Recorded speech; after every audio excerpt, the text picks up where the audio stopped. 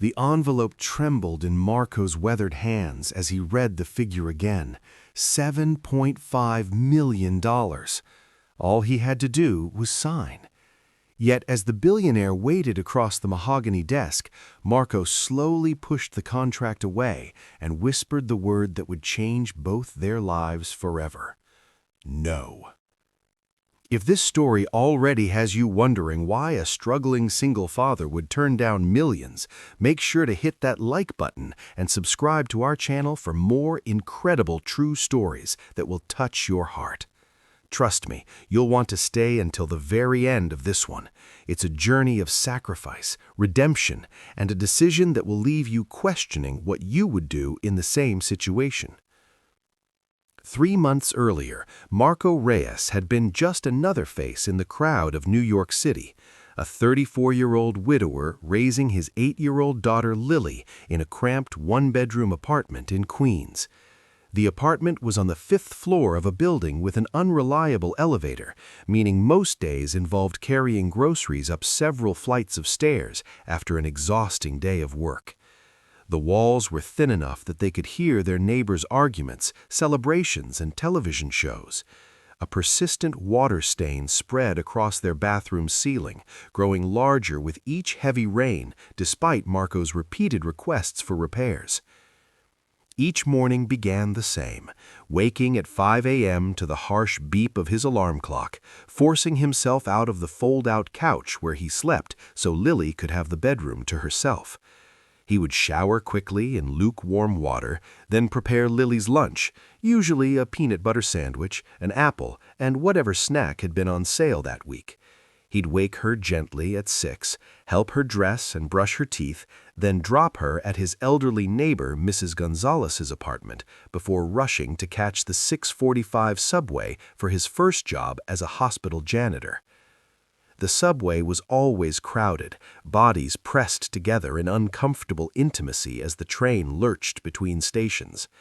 Marco would stand, gripping the overhead bar, careful to protect the worn backpack containing his second set of work clothes for his evening job. He'd close his eyes during the ride, stealing 5 minutes of something resembling rest before his 16-hour day truly began. At the hospital, Marco would change into his blue uniform in a cramped maintenance closet, clock in precisely at 7:30, and begin his rounds. The morning shift meant cleaning the children's wing, mopping floors still sticky from spilled juice, emptying trash cans filled with crumpled artwork and discarded medical supplies, and disinfecting surfaces with chemicals that left his hands dry and cracked, despite the thin gloves he wore. The children's wing was the hardest and most rewarding part of his job. Some days he'd see the same children for weeks or months, kids with cancer or chronic conditions who recognized him and waved from their beds. Other days he'd notice an empty room where a familiar face had been and would pause briefly, offering a silent prayer before continuing his work. The nurses knew him by name and occasionally saved him a donut from their break room, a small kindness that meant more than they realized. Evenings meant his second job, delivering food for Emilio's, a family-owned Italian restaurant 10 blocks from their apartment. The owner, a gruff but kind-hearted man who had immigrated from Sicily 30 years earlier, allowed Lily to sit quietly in the restaurant kitchen doing homework while Marco waited for orders. The cooks would slip her breadsticks and occasionally help with her math problems between preparing meals. "Daddy, when will we have a day off together?" Lily would ask, her dark eyes, so much like her mother's, looking up from math problems that were becoming increasingly difficult for Marco to help with. His heart would break a little each time, but he'd smile and promise, "Soon, mija, soon." Those eyes were Elena's legacy, large, expressive, with long lashes that cast shadows on her cheeks. Elena Reyes had been the love of Marco's life, a kindergarten teacher whose patience and creativity had made her beloved by students and parents alike. They had met at a community center where Marco volunteered on weekends, teaching carpentry to teenagers. Elena had been organizing an art project and needed shelves built. Their first conversation had lasted 3 hours, continuing long after the shelves were completed. They married after a year of dating, moved into the Queen's apartment as a temporary solution until they could afford something better, and had Lily 2 years later. For 4 years they had been deliriously happy, despite their financial struggles. Elena had reduced her teaching to part-time after Lily's birth, and they had managed to save a little each month toward a down payment on a small house. Then came the headaches.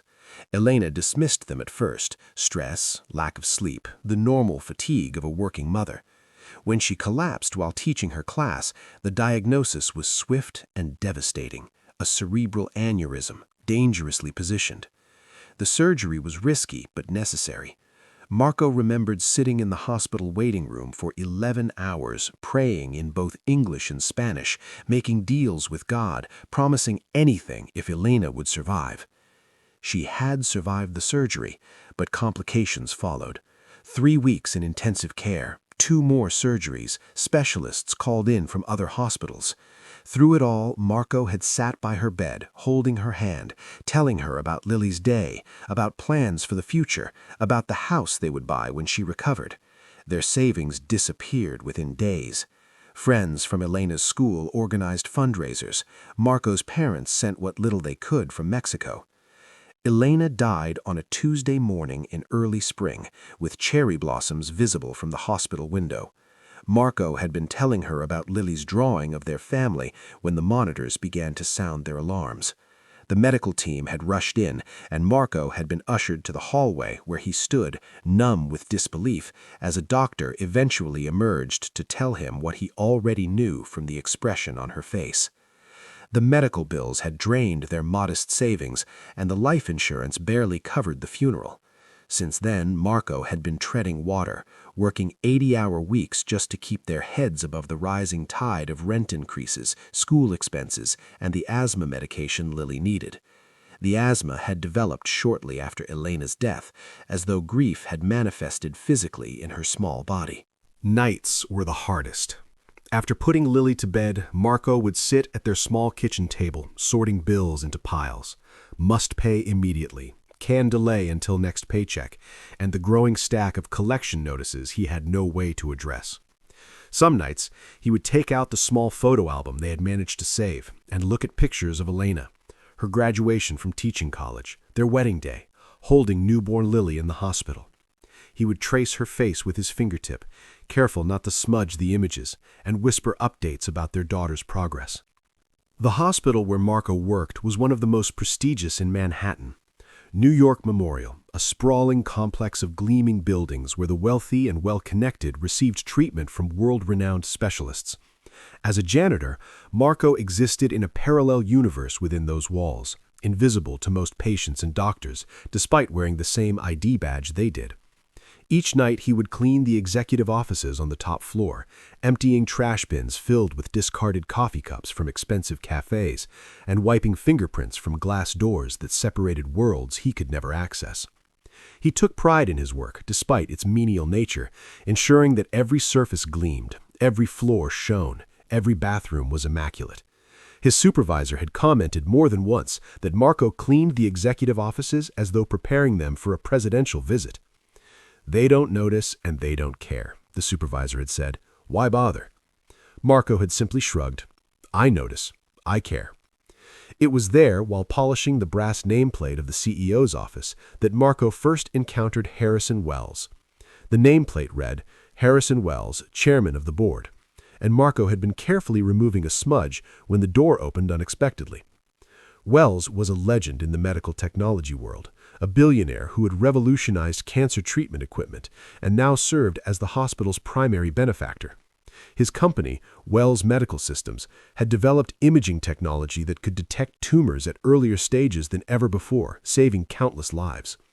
At 62, his silver hair and tailored suits projected the confidence of a man who had never known want. That night, working late, he emerged from his office to find Marco carefully cleaning the corridor.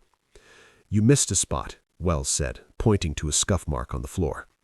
Marco immediately dropped to his knees, scrubbing vigorously at the mark with his cleaning cloth. "I'm sorry, sir. I'll take care of it right away." Wells watched him with curious intensity, his head tilted slightly, as though examining a puzzle. "You're thorough. I've noticed that before." What's your name?" Marco looked up, surprised that someone of Wells's stature would have noticed him at all, let alone before. "Marco Reyes, sir." "You're here every night?" "6 nights a week, sir, and mornings at the children's wing." Wells nodded and walked away without another word, leaving Marco to wonder if he'd done something wrong. Had Wells been complaining about his work? Would there be repercussions? He couldn't afford to lose this job. The hospital paid better than most cleaning positions and offered health insurance that covered Lily's asthma medications. The next night, Wells was waiting when Marco arrived at the executive floor. He stood by the elevator checking his expensive watch as the doors opened to reveal Marco with his cleaning cart. "Follow me, Mr. Reyes." Marco followed nervously, his heart pounding. Was he being fired? Had he inadvertently damaged something valuable? He mentally calculated how long his meager savings would last if he lost this income. 2 weeks at most before they couldn't make rent. Instead of leading him to the HR department, Wells took him into his private office and gestured toward a chair opposite his massive desk. The office was larger than Marco's entire apartment, with floor-to-ceiling windows overlooking the Manhattan skyline. Awards and honorary degrees lined one wall, while another displayed framed photographs of Wells with various celebrities and politicians. "I had security pull your employment file," Wells said, tapping a folder on his desk. "Single father, 2 jobs, exemplary attendance record despite your circumstances." Marco shifted uncomfortably in the plush leather chair, feeling out of place in his janitor's uniform. "Is there a problem with my work, sir?" "On the contrary, I'm impressed by your dedication." Wells leaned forward, his fingers steepled. "Tell me about your daughter." The question caught Marco off guard. Why would a billionaire care about his child? Was this some kind of test? "Lily? She's 8. Smart. Too smart sometimes. Loves science and drawing. Wants to be a doctor someday." His face softened with pride before reality reasserted itself. "But that's just a dream, of course." "Why just a dream?" Marco gave a small, sad laugh. College costs more than I'll ever save on what I make. But she's happy. That's what matters." Wells studied him for a long moment, his blue eyes intense. "What if I told you I could change that? All of it?" "Sir?" "Your circumstances, your daughter's future." Wells gestured vaguely toward the window, toward the city beyond. "All of it." Marco felt a flicker of hope, quickly suppressed by suspicion. In his experience, offers that seemed too good to be true invariably were. "I don't understand what you're suggesting, sir." "Neither do I, exactly." Wells smiled slightly. "Not yet, but I'm intrigued by you, Mr. Reyes, by your work ethic, by your dedication to your daughter. I'd like to continue this conversation another time." With that cryptic statement, he dismissed him, leaving Marco more confused than before. As he pushed his cleaning cart back to the elevator, he wondered if the encounter had been some kind of strange dream. That conversation was the beginning. Over the next few weeks, Wells would find reasons to speak with Marco during his shifts. Sometimes he would appear in the children's wing during Marco's morning cleaning, ostensibly checking on the pediatric oncology department that bore his name. Other times, he would work late in his office, emerging just as Marco arrived to clean the executive floor. Their conversations were brief, but increasingly personal. Wells asked about Lily's asthma, about their living situation, about Marco's late wife. He seemed particularly interested in how Marco balanced his work responsibilities with parenting, often asking detailed questions about Lily's daily routine. "Does she have friends at school?" Wells asked one evening. "A few," Marco replied, pausing in his dusting of the conference room. "It's hard. We've moved twice since her mother died, cheaper apartments each time. Just when she starts to settle in, we have to leave." "And her teachers, are they supportive?" Marco hesitated. "Most of them. Her current teacher is good, gives her extra books when she finishes her work early. But the school is overcrowded, 30 kids in her class. Not much individual attention." Wells nodded thoughtfully. "What about extracurricular activities? Music lessons? Sports?" Marco felt a flush of shame. "We can't afford those things. I help her with homework when I can. She uses the public library on Saturdays while I'm at work. Each conversation ended with Wells making cryptic comments about potential opportunities that left Marco confused but cautiously hopeful. Was Wells considering him for a promotion within the hospital? A better-paying position in his company? Marco was afraid to ask directly, not wanting to seem presumptuous or greedy. Then came the night Wells asked to meet Lily. They were in the hospital cafeteria where Wells had invited Marco to join him for coffee during his break. The request came suddenly, after Wells had been describing a new pediatric imaging device his company was developing. "I'd like to meet your daughter," he said. "This Saturday, perhaps?" Marco's protective instincts immediately flared. "It's not appropriate, sir," he said firmly. "I appreciate your interest, but—" "I understand your concern," he interrupted, raising a hand. "A strange man showing interest in your child, I'd be suspicious too. But I have a proposition that involves both of you. Meet me at the Central Park Zoo on Saturday. Bring Lily. I'll explain everything." Marco hesitated, torn between caution and curiosity. Wells had been nothing but respectful in their interactions, and the public setting of the zoo provided safety. Still, the power imbalance between them made him uncomfortable. Wells was not just wealthy but influential at the hospital where Marco desperately needed to keep his job. "I work Saturdays," Marco said finally. "Both jobs." "Call in sick," Wells suggested. "For once, put yourself and Lily first." Against his better judgment, Marco agreed. That Saturday was the first time in months he hadn't worked a weekend shift. He called the hospital claiming a stomach virus and asked a coworker to cover his delivery shift at Emilio's. Lily was ecstatic about the unexpected day off together, even more so when he told her they were going to the zoo. "A real day off? The whole day? Just us?" she had asked that morning, her eyes wide with disbelief as she bounced on her bed in excitement. "The whole day," Marco promised, feeling a mixture of guilt and joy at her reaction. Had their life become so regimented, so focused on survival that a simple day at the zoo seemed miraculous to his child? They took the subway to Central Park, Lily chattering the entire way about which animals she most wanted to see. Marco had told her they were meeting a friend of his from work, but hadn't explained who Wells was or why he wanted to meet her. How could he explain something he didn't understand himself? Lily skipped ahead to each exhibit while Marco anxiously scanned the crowds for Wells. The zoo was busy with weekend visitors, families with strollers, tourists with cameras, teenagers in groups. Marco kept a tight hold on Lily's hand, hyper-aware of how easily a child could be lost in such crowds.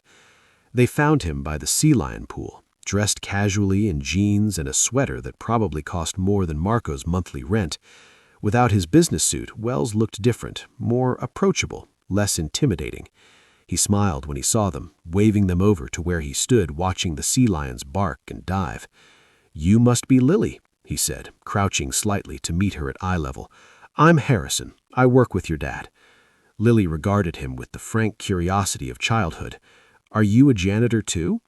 Wells laughed, a genuine sound that softened his features. "No, I'm not nearly as hard-working as your father. I just sit in an office and sign papers all day." To Marco's surprise, Wells was wonderful with Lily, answering her rapid-fire questions about animals with patience and genuine interest. He knew an impressive amount about wildlife, explaining to Lily why flamingos were pink, their diet of shrimp, and how polar bears kept warm in the Arctic, hollow fur that trapped heat. He bought them ice cream and listened intently as Lily explained her detailed plan to become a pediatrician so kids won't be scared at the doctor. "I was scared when I had pneumonia," she confided, chocolate ice cream smeared around her mouth. "But the doctor had pictures of puppies on her stethoscope, and that helped. When I'm a doctor, I'll have pictures of all different animals so kids can choose their favorite." "That's an excellent strategy, Dr. Reyes." Lily beamed at the title, standing a little straighter. As Lily fed the petting zoo goats, Wells,